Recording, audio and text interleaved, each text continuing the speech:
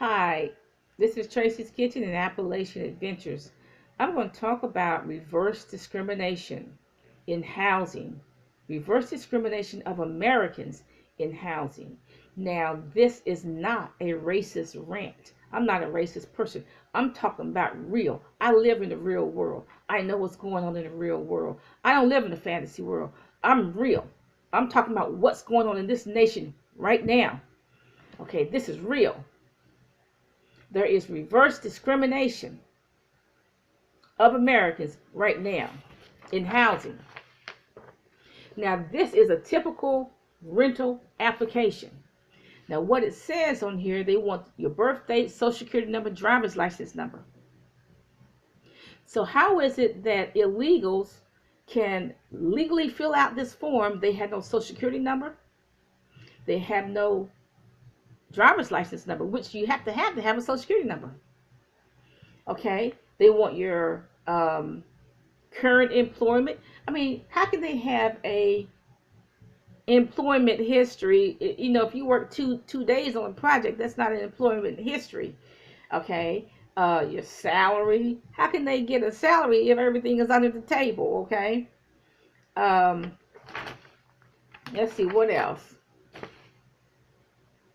Personal references. How can they have a personal references? They're illegal to the country. Okay, this is a typical application. Okay, that's typical. Okay, so there is housing and consistent housing discrimination against Americans. We are rooted in this country.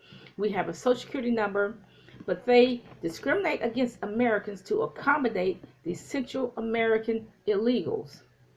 Now, it may be true of also the refugees, but it's definitely true of the Central American illegals. And like I said, this is not a racist rant. I'm real. This is real time. What's going on now? Okay, the blacks and the whites are living on the streets. They can't get housing. Young blacks, young whites living on the street. They cannot get housing. But yet the Central Americans with no references, no character references, no work history, no social security number, no driver's license number, they can get housing. Okay, the white elderly cannot get housing. White elderly are on the street. They get no housing, no food stamps. The Central American get housing and probably at a minimum $300 a month in food stamps. Now, so they're kicking out the white elderly out of housing and the blacks and the whites, poor blacks and poor whites out of housing to accommodate the Central American illegals. The elderlies are on the street. Housing first will go to illegals. Now, this is typical, okay?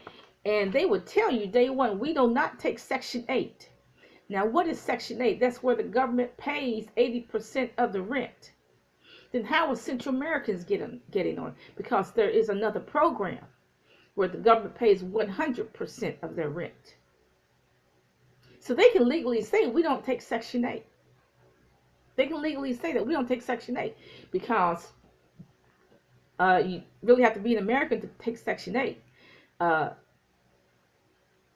When the government pays 100% of the illegals' rent, that is not Section 8. Section 8 is when they take 80%. The government pays 80% of the rent. So the illegals are on some type of another program where the government pays 100%.